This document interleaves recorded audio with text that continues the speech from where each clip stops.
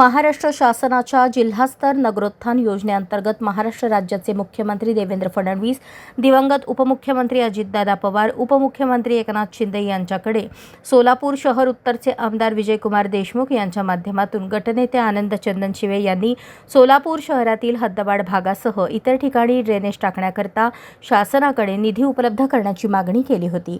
त्यानुसार 2020-24च्या अंदाजपत्रकामध्ये 363 कोटी इतका निधी मंजूर करण्यात आला होता। या अनुषंगाने बाळे परिसरातील वारद फार्म व ग्रीन अपार्टमेंट या भागातील नागरिकांनी या भागात ड्रेनेज लाईन व सांडपाणी मोठ्या प्रमाणात रस्त्यावर वाहत असल्याने परिसरात दुर्गंधी व रोगराई पसरत असल्याबाबत तसेच विद्यार्थी, ज्येष्ठ नागरिक व महिलांना वाहतुकीस मोठ्या प्रमाणात अडचण होत असल्याबाबत वारंवार सूचना केल्या होत्या।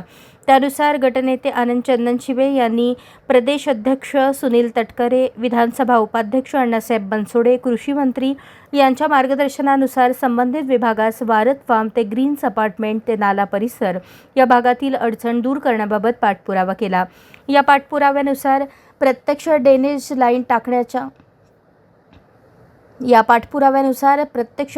लाईन टाकण्याच्या कामाचा शुभारंभ आज या भागातील रहिवासी, ज्येष्ठ नागरिक व महिला यांच्या उपस्थितीत करण्यात आला।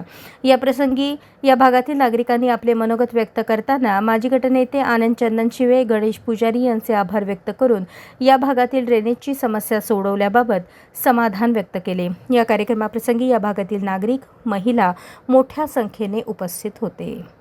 अशाच नवनवीन अपडेटसाठी जनता राज्य न्यूज चॅनलला सबस्क्राईब करा, लाईक करा आणि शेअर करायला विसरू नका।